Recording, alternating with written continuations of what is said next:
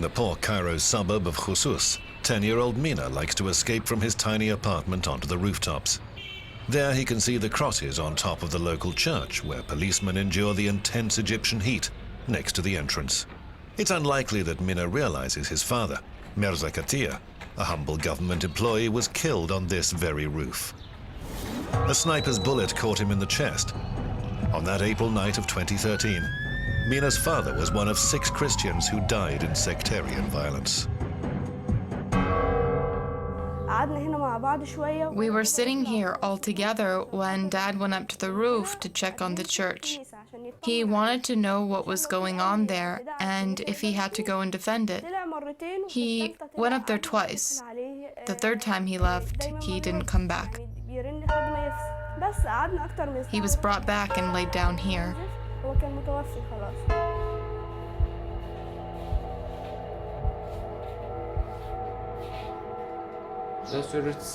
Here on my arm, I have an image of Jesus Christ. I like it a lot. I also have one of Pope Shenouda and the Madonna. Every single tattoo is really important to me. The eldest son, Krolos, wears short-sleeved shirts to show off his tattoos. Openly displaying your affiliation to the Christian minority in an Islamic country can be seen as an act of defiance, especially now, when such tattoos might easily mark someone as a potential victim. 2005.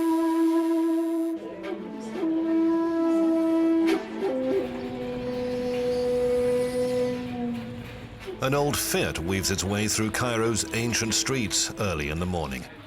Yunus Kamal, a priest at the Archangel Michael Church, is late for the first service.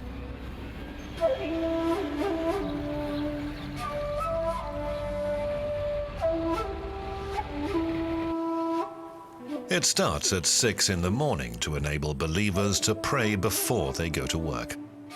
Sunday is not a day of rest in Egypt.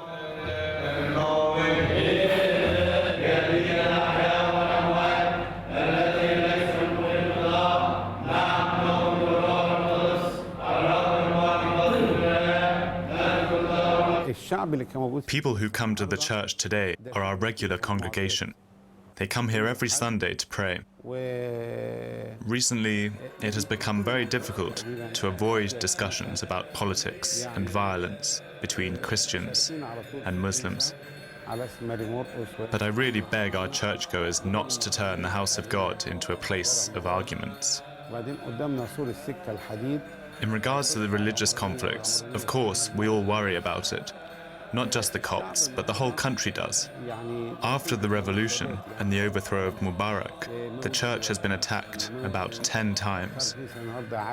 But I will still keep saying that the Muslims are our brothers.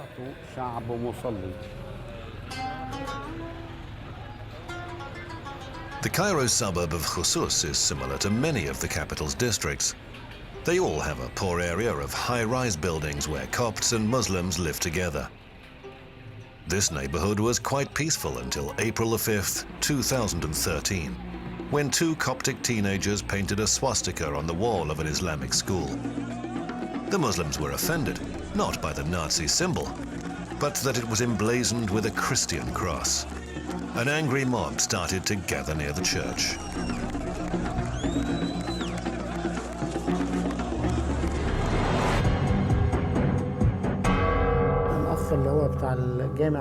At the time, someone from the mosque behind the church came and told us there was some sort of fight. He suggested that we all stay together. All the Christians gathered around the church to defend it. In about 15 to 20 minutes, I saw some cars. People got out and started shooting all over the place. There are still bullet holes outside on the church walls. All we saw were people falling down, beaten by other people. There were a lot of injured. Somebody also threw a tear gas grenade.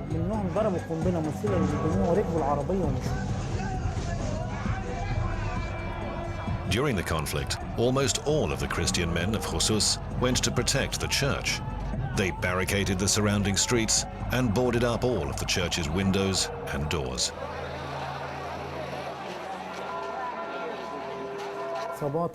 If there had been no response to the shooting, they would have broken into the church. 6 people were killed. They were shot in the head or the heart. It means they were professionals. Let's be honest, there are plenty of weapons in this country. They had silenced firearms, which hardly make a sound, but they're still lethal. Marcus Kamel was shot during the attack. His wife prefers to live with her relatives now because she's afraid to return to her apartment in Khusus.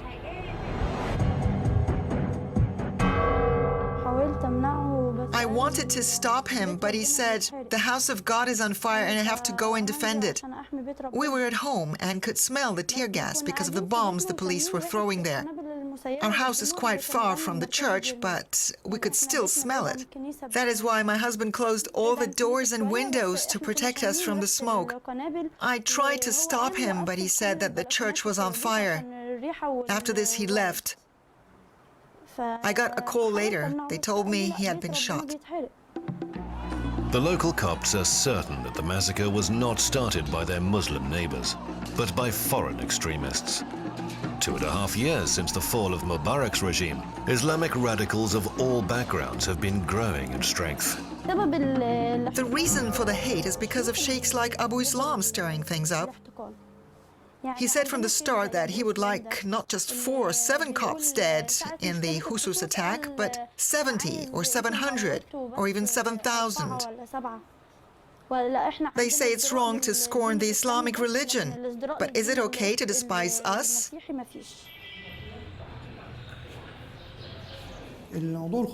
What happened in Khusus was one of the Christian-Muslim conflicts in Egypt that has been going on for the past 30 years.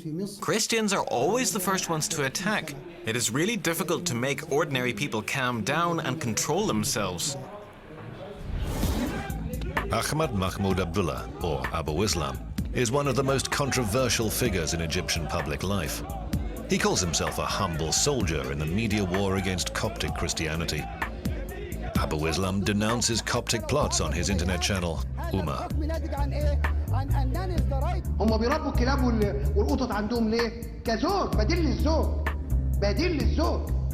كلب وبيدربوه على فكرة يمارس الزوج. أقسم بالله لا مش بتكلم مش بكذب أنا لا أكذب مش هخصم ولا حاجة. بيدربوا الكلاب يشتروا الكلب كده ويدربوه على إنه يبقى راجل. ليها. الله أكبر الله.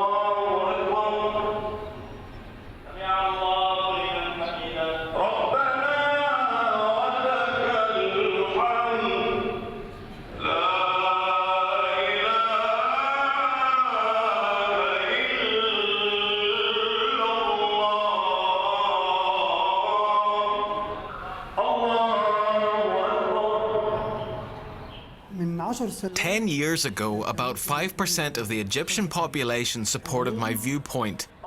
Today, it is at least 75% because the church has brought discredit upon itself with its actions. They showed their worst side. They said that Christians and Muslims are neighbors, but insulted Allah, drew crosses everywhere, annexed territory, and then built churches on it. People got angry.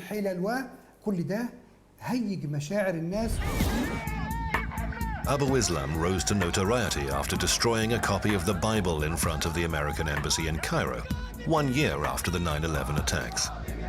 He has been taken to court, but until recently, Abu Islam's extremist acts have passed by without legal consequences.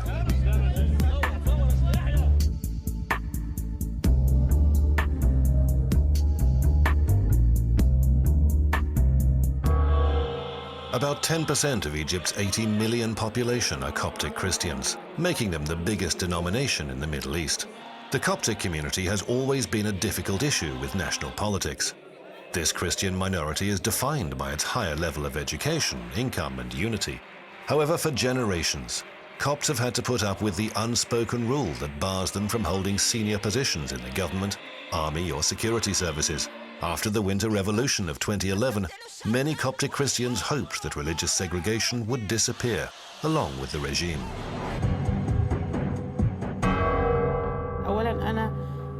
I was the first woman in the history of Egypt to be elected successfully. The percentage of Copts in the Muslim Brotherhood parliament now is also very small, less than 0.5%. There's not a single Coptic representative in the government of the Muslim Brotherhood. However, Margaret's victory didn't last for long. When Mubarak's place was taken by President Morsi, with the parliament practically dominated by Islamic parties, there was no place for her.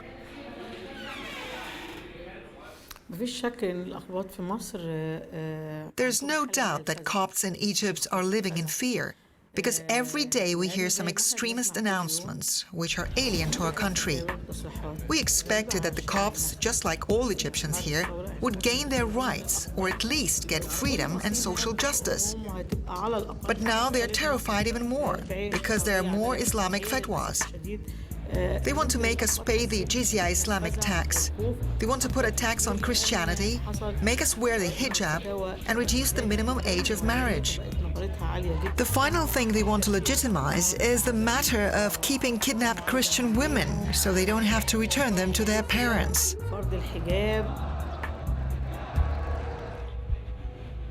Yaman Hanna prays every day for her 16-year-old daughter's life and health. She hasn't seen Anna for almost a year. She was 16 years old. I have no idea why she left. I was at work. She was at home with her brother. She told him she was going out with her Muslim girlfriend to buy sunglasses and would be back home soon. She went away and didn't come back. I don't know anything about that friend of hers, but I'm sure she took her somewhere.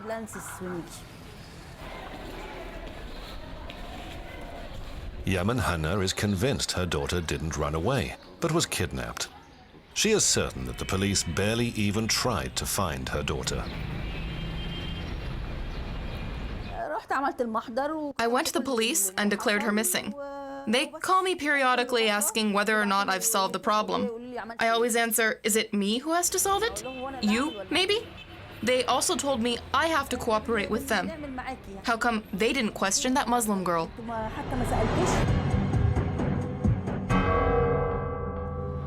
We've documented about 500 cases of girls disappearing after the revolution. The case of 14-year-old Sarah Ishaq Abdul Malik is one of the most famous. I don't remember the name of the man who was accused in the kidnapping. He was the owner of a bookstore. She went out and didn't come back. Her father called the hospitals and declared her missing. According to witnesses, the last place she was seen was that exact bookstore. The owner was accused and there was a warrant to arrest him, but it wasn't carried out.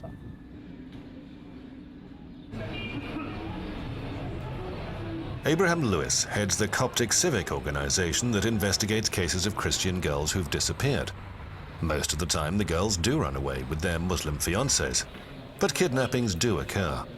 The police try not to get involved, especially if there's information that the missing girl had already converted to Islam.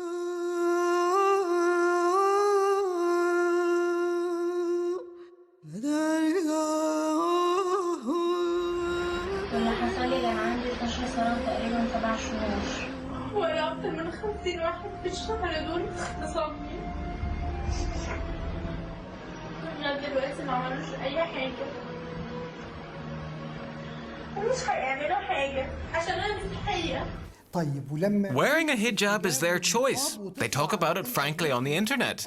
These are not rare cases. There are hundreds and thousands of them. It is evident that the church has some social and cultural problems, provoking the Christian girls to convert to Islam. Nobody's being kidnapped.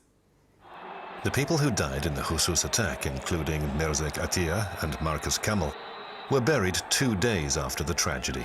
The funeral began in the center of Cairo, next to St. Mark's Coptic Orthodox Cathedral. Like many other large gatherings in the past 2 years, the several thousand-strong funeral procession erupted into a massive protest, resulting in confrontations. The funeral led to further violence, and 2 more people died. The priest, Yunus Kamal, asks everyone in the church to pray for peace between Muslims and Copts. He reminds his congregation that God is patient and kind. That is why all Christians have to be patient and to endure.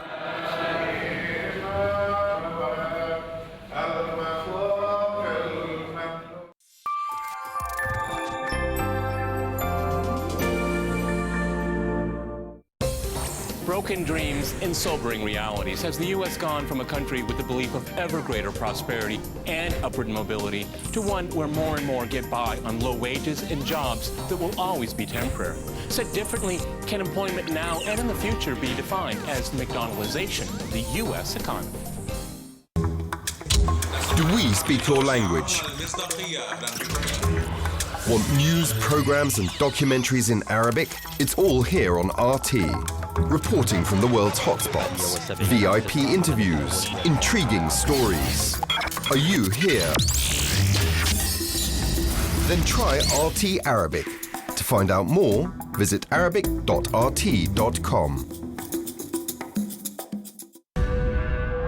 We are not talking the language of war, but I will only react to situations. I have read the reports, but I'm not in a position to... No, I will leave that to the State Department to comment on your latter point. I don't want to say that. Mr. Kerry, do you have any comments on the document? No comment? Thank you. No more weasel words. When you evade a direct question, be prepared for a chase. When you throw a punch, be ready for a battle. Freedom of speech means little without the freedom to question.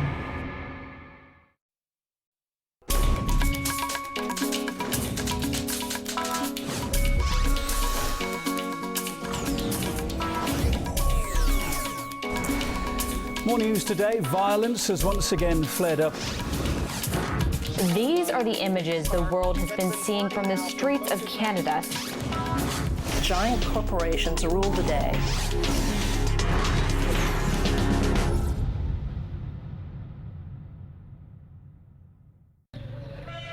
Tanta Jazeera is a small village 2 hours' drive from Cairo. It typifies the Egyptian provinces. Unemployment and poverty are rife. Coptic Christians make up a fifth of the local population. In their small church, they used to thank God that the sectarian clashes were happening far from their quiet village. That was until the day a Muslim man got into a fight on the street with a Copt. What happened that day is nothing out of the ordinary between neighbors. There was a small fight because of a dog that was bothering them. One of them asked them to get rid of the dog. The other refused. One thing led to another and they fought. It's nothing special. Friends and relatives of the Copt and the Muslims soon began to gather where the fight had taken place. The domestic conflict can easily escalate into widespread violence in Egypt. Someone was hit. The others responded. There were casualties on both sides. As always happens between farmers, they gather to clear up the situation and understand who was right or wrong. They solve it peacefully at the end of the day. In our village, no one wants to make things complicated and aggravate the problem. We are not used to making something out of nothing or blowing things out of proportion. In Tanta Jazeera, local elders and the priest managed to settle the conflict. However, violence could not be avoided in autumn of 2011 in the southern city of Aswan. Muslims attacked a Christian church and tried to burn it down. They said it had been built without permission. 2 days later, 10,000 outraged Copts went out to protest in the center of Cairo, right in front of the Maspero State Television building. They clamored against Aswan's local governor and called for an independent inquiry into the church attack.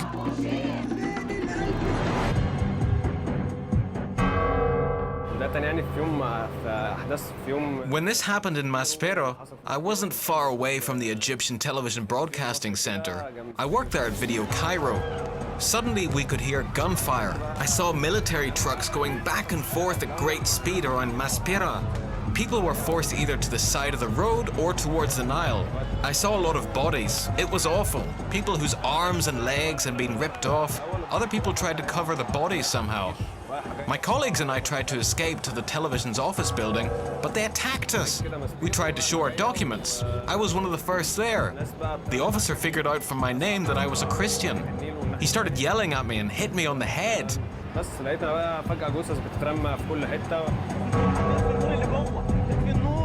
20 lives were tragically lost in the Maspero incident, while about another 200 people were injured.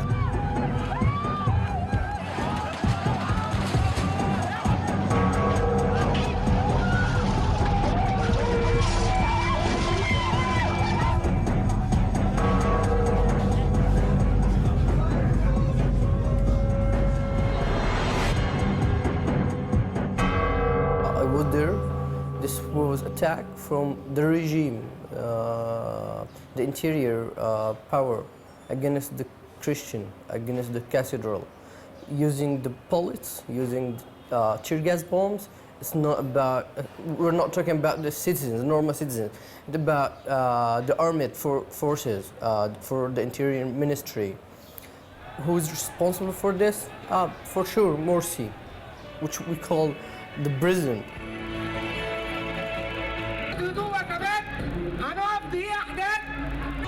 Bishoy is a member of the Maspero movement. It was formed by young Copts after the tragedy. Their goal is to achieve Christian rights through non-violent means.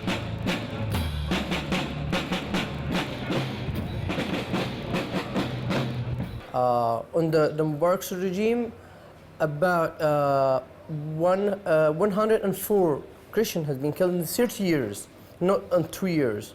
And more than 811 Christians have been injured. After the revolution, 104 families have been forced to immigrate. After Mubarak, things got worse for the Copts. Neither the pro-Islamic government nor parliament focused on protecting religious minorities. For fundamentalists, Coptic Christians are an ideal scapegoat as the enemy within. Really? Christians are deprived of rights? I would love to have the same rights Christians have in Egypt. That was exactly the thing I asked Abdul Ali Musa, the former interior minister. I still want this, because Christians here have many more rights than Muslims do. السلام عليكم. سلام. تفضل. While recording this interview, Abu Islam received some unfortunate news. ده جهز. ده حقيقي. A trial court had sentenced him to 11 years for extremism. ده فين الكلام ده؟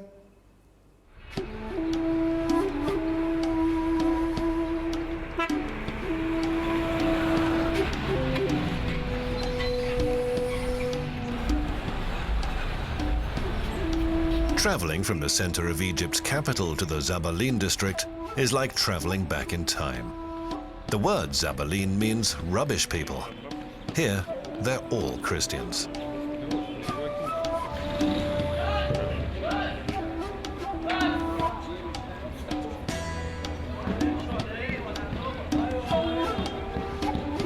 No one can tell exactly how many people live in this area. It was founded in the middle of the 20th century. It varies from hundreds of thousands to 500,000. Refuse is their life.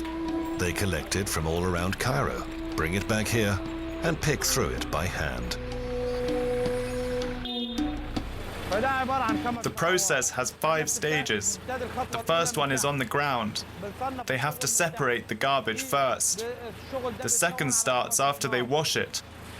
After washing, we have to use this machine to heat it up. It requires a really high temperature. It heats the refuse. This is the third stage of the whole procedure. So first you have to wash it and then to heat it. After all that, it goes to the factory to be recycled.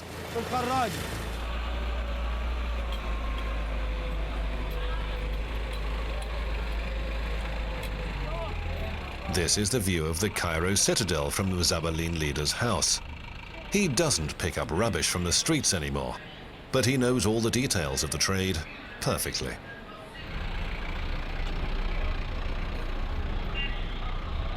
A garbage collector's working day goes something like this.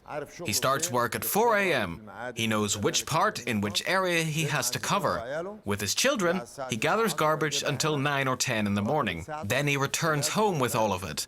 His children and wife help him to separate out all the material. Once a week, people come to his place to buy the garbage. This is how he earns a living for his family.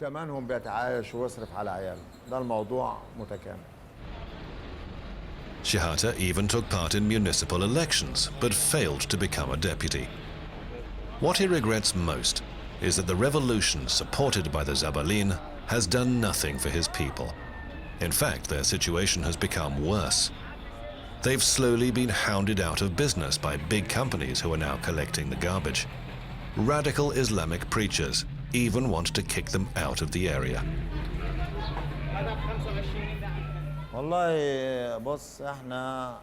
The Bible and Jesus teach us that religion and God means loving thy fellow man. Christians do not want power or senior positions. We don't want to rule Egypt. All we want is to preserve our country where we were born and raised, where we drank the Nile's water, and where our forefathers died defending Egypt. Christians died on Tahrir Square during the revolution, just like many others. We want to live, raise our children in safety, and we want our church to be safe too. We have a right to ask for it because we have the same rights as Muslims in this country. The Archangel Michael Church was built not long ago. Its priest insists that a Coptic church already existed on this exact spot at the beginning of the 3rd century. At that time, Christians suffered persecution from the Romans. Even their own calendar starts from 284 AD, the so-called Era of Martyrs. We are in a state of psychological war right now.